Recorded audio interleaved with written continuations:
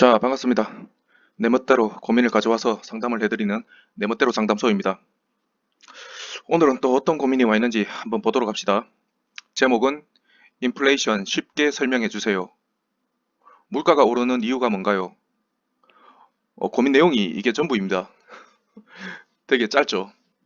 제가 이 고민을 채택했는 이유가 질문의 내용은 짧지만 사실 이 질문 안에 포함되어 있는 좀 내용이 좀 깊이가 있고 많아요.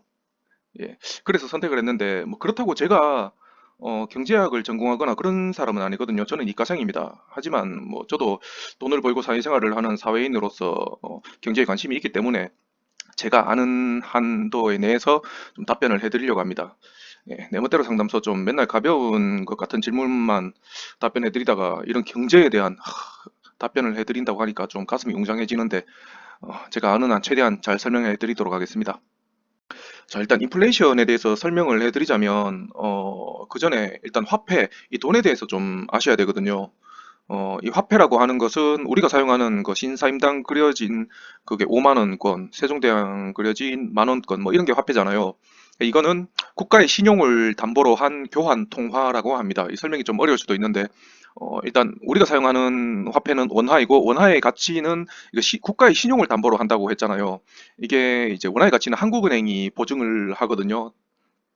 그, 그러니까 결국 대한민국 정부가 이 원화의 가치를 담보로 한다고 하면 돼요. 이게 이 원화라는 게 사실 교환을 하기 위한 그 용도로 나온 그 물건이잖아요. 그냥 종이 쪼가리가 아니고 이걸로 우리가 물건을 교환할 수가 있잖아요. 근데 그게 가능한 이유가 대한민국 정부가 그러니까 한국은행이 그걸 가능하게끔 보증을 해주고 있다는 거예요. 이 화폐의 목적이 이제 가치를 가진 물건을 교환하기 위한 수단으로서의 목적을 가집니다. 화폐를 사용하는 이유는 이제 물물 교환의 불편함을 해소하기 위함인데, 과거에는 이제 물건 대 물건으로 교환을 했잖아요. 조선시대까지만 하더라도 그 엽전을 쓰기도 했지만, 서민들은 이제 쌀을 가지고 물건을 교환하기도 했습니다. 근데 예를 들어 그렇게 교환을 한다고 했을 때 불편한 게 뭐냐 하면 일단 어, 교환하는 물건의 부피가 커지겠죠. 예를 들어 우리가 뭐 돼지고기 한 근을 산다 하더라도 쌀을 들고 가야 되잖아요. 지금은 그냥 돈만 들고 가면 되고 그 돈조차도 지금 현대의 카드 시스템이나 그런 데서는 들고 갈 필요가 없잖아요. 그냥 카드 긁으면 되니까. 근데 쌀을 들고 가면 무겁고 부피도 크고 하니까 거래하기가 되게 불편하잖아요.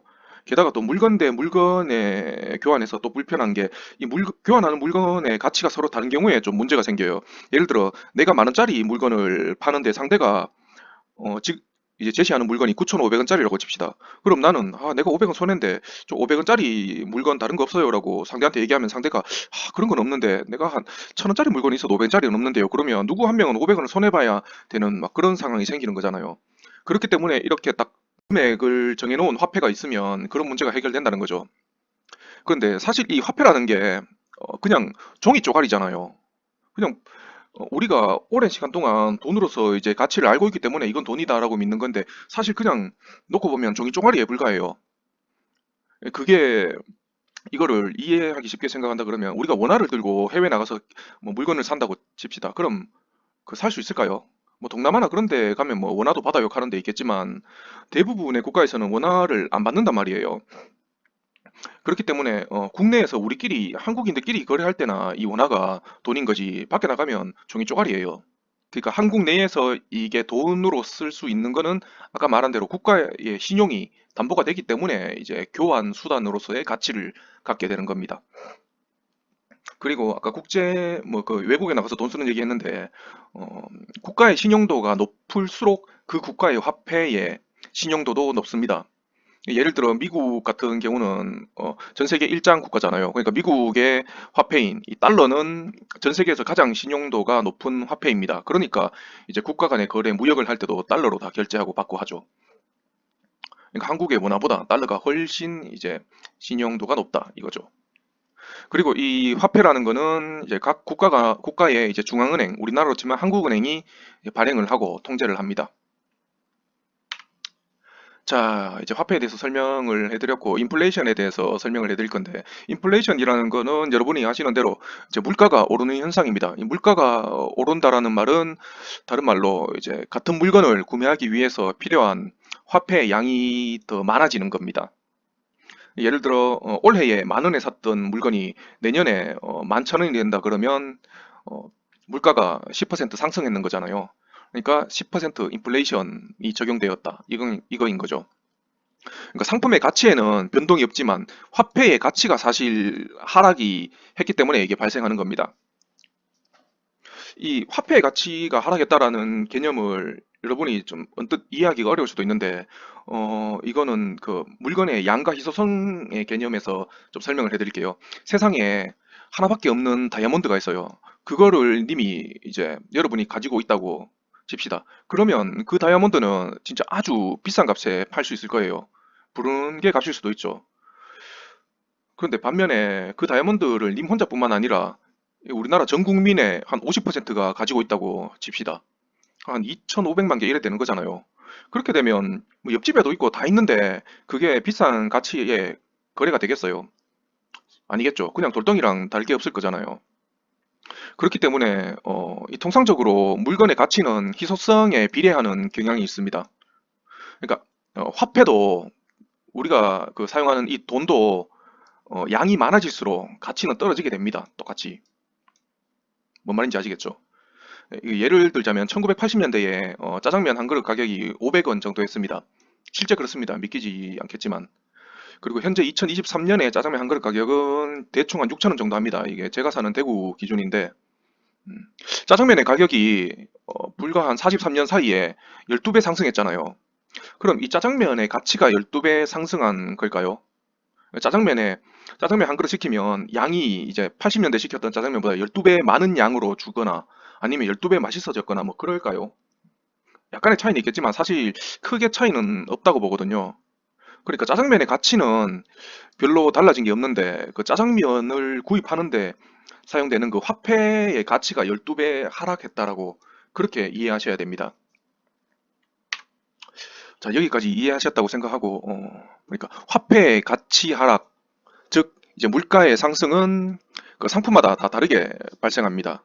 아까 짜장면의 경우에는 12배가 그거 올랐다고 했잖아요. 근데 버스 요금 같은 경우에는 1980년대에는 성인 기준 50원 했거든요. 믿기 어려우시겠지만 현재 대중교통 버스 요금이 대충 한 1,500원, 1,600원 정도 하나요?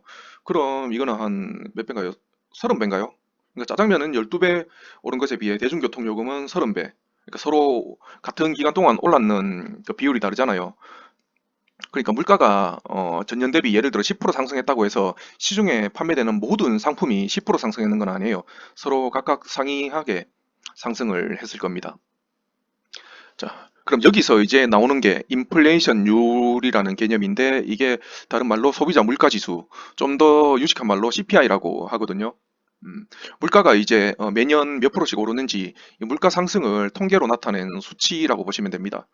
2023년 8월 기준으로 전년 대비 소비자 물가 지수의 상승률은 2.3%거든요. 그렇다는 말은 이제 작년보다 통상적으로 물가가 2.3%씩 증가했다라고 보시면 됩니다. 비싸진 거죠, 그만큼. 자, 그럼 이제 인플레이션의 개념까지 이해하셨고, 그럼 이제 화폐가 양이 많아지니까 인플레이션이 발생한다고 제가 말씀드렸잖아요. 그럼 화폐가 왜 많아지는지 그거를 이제 알아야 되겠잖아요. 그 중에 좀 보편적인 이유가 대출로 인해서 화폐가 증가하는 이유입니다.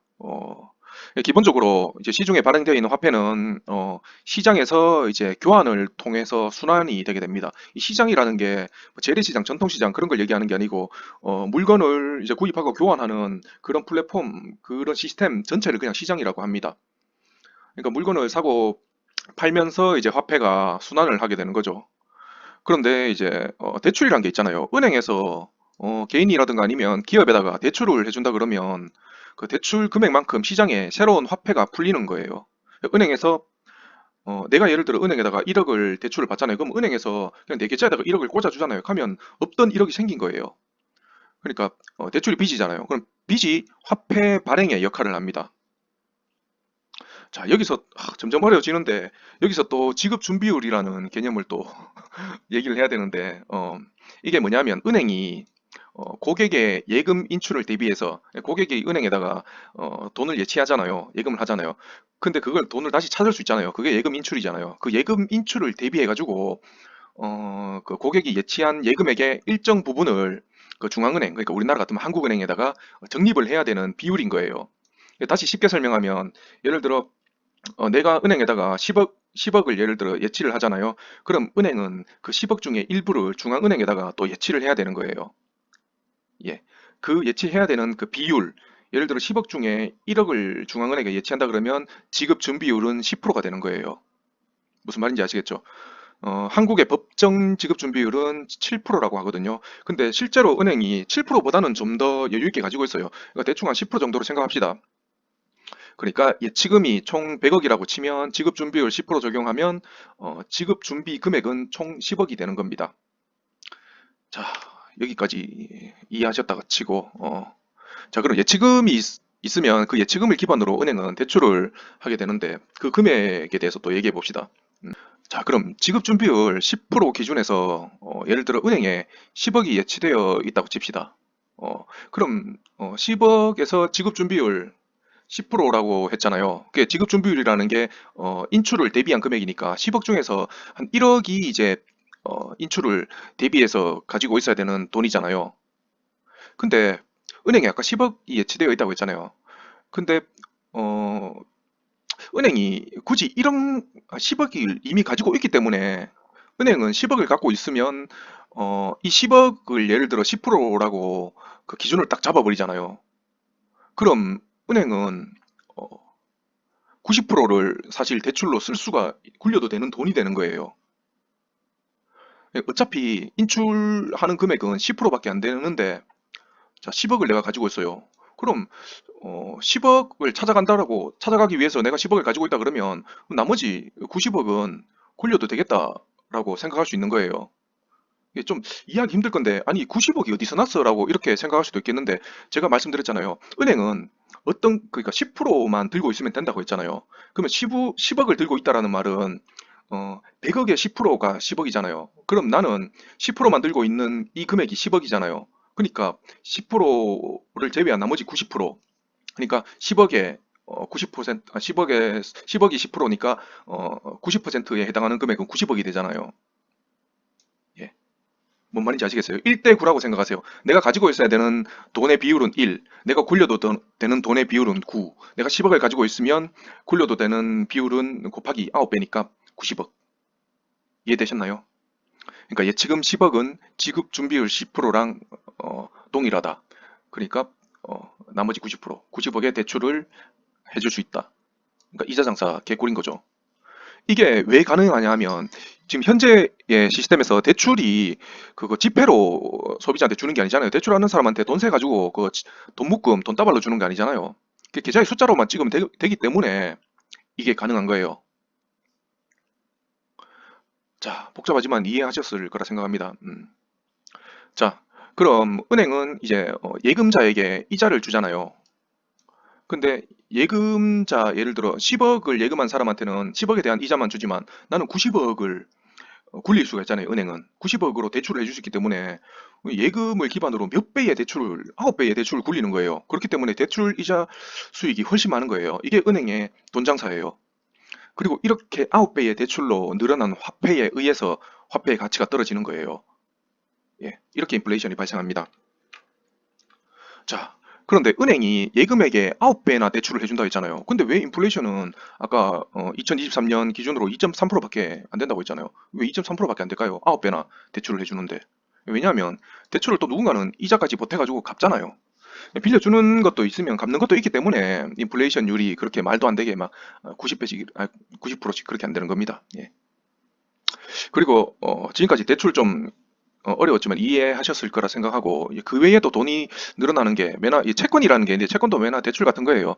우리가 채무라는 말을 하잖아요. 채무가 그 임채무씨가 아니고 어, 빚을 갚아야 되는 의무가 채무예요. 그리고 반면에 채권이라는 말은 빚을 이제 돌려받을 권리예요. 우리가 채무자라 그러면 이제 빚을 빌려가지고 갚아야 되는 사람이 채무자인 거고 채권자라 그러면 이제 돈을 빌려주고 다시 돌려받아야 되는 사람이 채권자인 거예요. 그리고 이제 국채라는 거는 국가의 중앙은행이 이제 발행하는 채권, 빚입니다.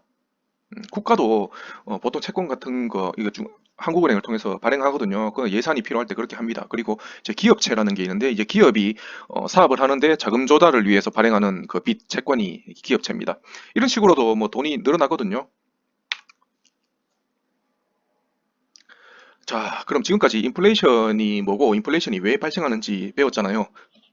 질문은 여기까지였지만 제가 추가로 인플레이션에 대해서 이제 개인이 어떻게 대비를 해야 되는지를 좀 설명을 드리자면 해지라는 말이 있습니다.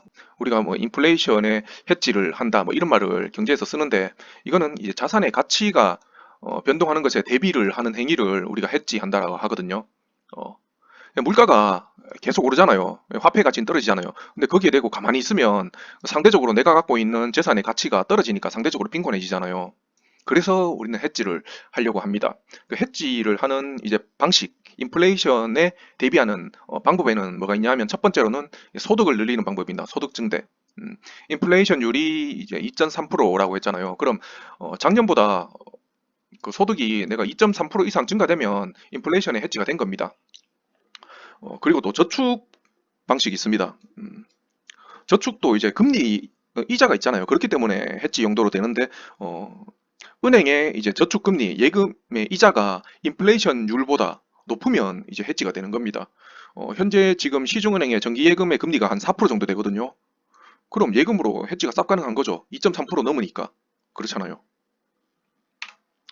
그리고 세 번째로는 이제 투자가 있습니다. 뭐 부동산 투자가 있고 이제 어 그리고 주식이 있고 뭐 비트코인 그런 것도 있잖아요. 투자한 상품의 가격이 인플레이션율보다 높아지면 이제 해지가 되는 거죠. 예를 들어 우리가 아파트를 산다고 칩시다. 대출을 내가지고 연 4%로 아파트를 구입했는데 아파트 가격이 연 10%씩 오르잖아요. 그럼 나는 4% 이자를 내고도 6%씩 이익을 보는 거니까 완전 이득이잖아요. 해지를 했는 거죠. 반면에 아파트 가격이 떨어지게 되면 지금처럼 하락을 하게 되면 망하는 겁니다. 예. 자, 여기까지 이제 해지에 대해서 제가 알아봤고, 그럼 이 물가가 오르는 게 이 인플레이션이잖아요. 인플레이션이 그럼 안 좋은 거 아니냐 이렇게 생각하실 수가 있잖아요. 근데 꼭 그렇지가 않아요. 우리가 지금 살고 있는 자본주의라는 게 사실은 이 인플레이션 대출에 의해서 발전해 왔습니다. 이게 무슨 말이냐면 예를 들어 자본금 10억을 가진 기업이 있다고 칩시다. 그럼 이 기업이 대출 없이 사업을 하게 되면 10억짜리 사업밖에 못 하잖아요. 근데 여기다가 은행에서 10억을 더 대출을 받으면 20억으로 자기 자본이랑 합쳐서 20억으로 사업을 할 수가 있잖아요. 그렇기 때문에 자기 자본으로 할 수 있는 것보다 두 배의 그 사업 규모를 키울 수 있기 때문에 그 사업을 발전시킬 수 있는 거죠, 더 빨리. 그리고 또 개인의 경우에 내가 3억을 가지고 집을 산다고 치면 3억짜리 집밖에 못 사잖아요. 그런데 주택담보대출을 2억을 받아서 하게 되면 내가 5억짜리 집을 살 수 있잖아요. 내 돈 3억이랑 합쳐서. 그러니까 이런 식으로 자본주의의 대출 시스템은 빚을 통해서 현재에 발생시킬 수 있는 가치를 높이고 그리고 그렇게 빌린 빚은 미래에 내가 갚아 나가는 시스템입니다.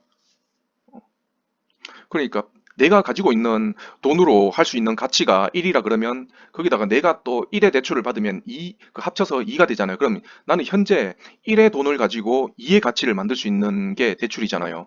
예, 그게 현재 자본주의의 시스템입니다. 우리가 이렇게 가용할 수 있는 빚을 다른 말로 이제 레버리지라고 합니다.